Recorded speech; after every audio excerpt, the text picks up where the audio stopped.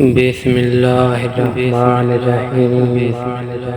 السلام علیکم ورحمۃ اللہ وبرکاتہ۔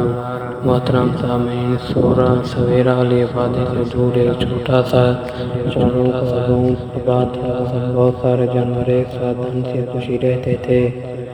صرف ایک جانور ایسا تھا جو خوش نہیں تھا، اور وہ تھا خرگوش، کیونکہ کوئی بھی اسے اپنا دوست نہیں بناتا تھا۔ وہاں جانوروں نے گروہ بنائے ہوئے تھے، گھاس اور جانوروں کا گروہ، گوشت خور کا الگ گروہ، پھل پتے اور پھل خور کا ایک الگ گروہ۔ اتفاق سے خرگوش کسی گروہ کا حصہ نہیں تھا، اس لیے سب اسے فالتو سمجھتے، اور وہ تھا بھی اکلوتا، اس لیے وہ بیچارہ بہت کوشش کرتا کہ کوئی اسے اپنے ساتھ شامل کر لے، پر کسی کو اس کی ضرورت ہی نہیں تھی۔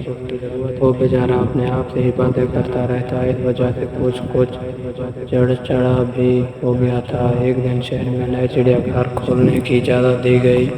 چڑیا گھر والوں کو کسی نے اطلاع دی کہ آبادی سے کچھ ہی دور راکھو جانوروں کا ایک گاؤں ملے گا جہاں تقریباً سارے ہی جانور ہیں۔ اگر آپ سارے گاؤں کو کھوئے کر لیں تو چڑیا گھر فوراً شروع کیا جا سکتا ہے۔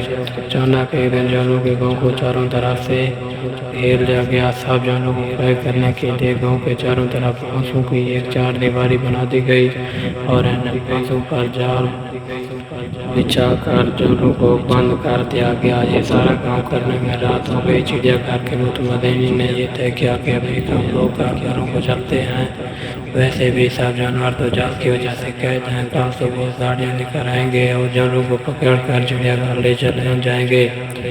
جب وہ سب چلے گئے تو سب طاقتور جانوروں نے کوشش کی کہ جال توڑ سکیں، پر ناکام رہے۔ سب مایوس ہو کر بیٹھ گئے۔ آخرکار خرگوش بولا، اگر آپ سب مجھ سے دوستی کرنے کا وعدہ کرو تو میں کچھ کروں، پر سب جانوروں کو بیکار سمجھ کر بولے، ہم پہلے پریشان ہیں، ہمیں مت پریشان کریں۔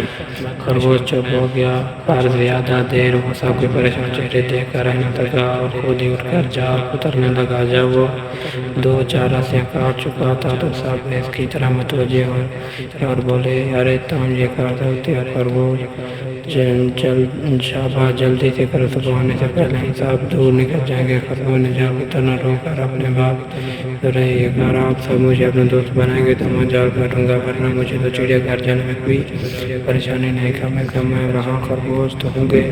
سب جانور بولے، ہاں تم ہمارے دوست ہو، جلدی سے کاٹو۔ اور وہ جال کاٹنے پر لگا، اور سخت محنت کے بعد کافی جال کاٹ لیا۔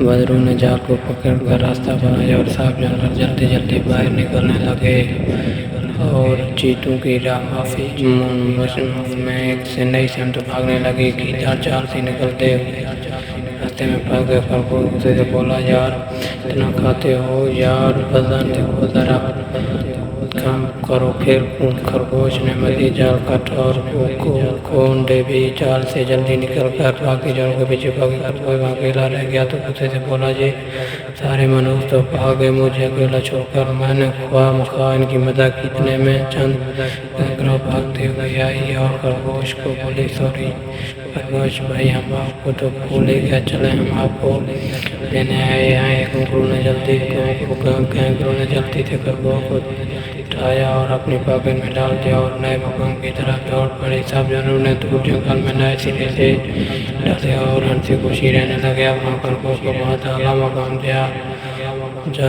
دیا جاتا، اس نے سب کو کیسی رہی جو دلوائی تھی۔ تو دوستوں، نتیجہ یہ نکلا کہ کسی کو بھی کم تر نہیں سمجھا جائے، ہر ایک میں کوئی نہ کوئی خاص بات ضرور ہوتی ہے۔ اللہ تعالیٰ نے جو چیز بھی اس کائنات میں بھیجی ہے اس میں کوئی خاص بات ضرور ہے۔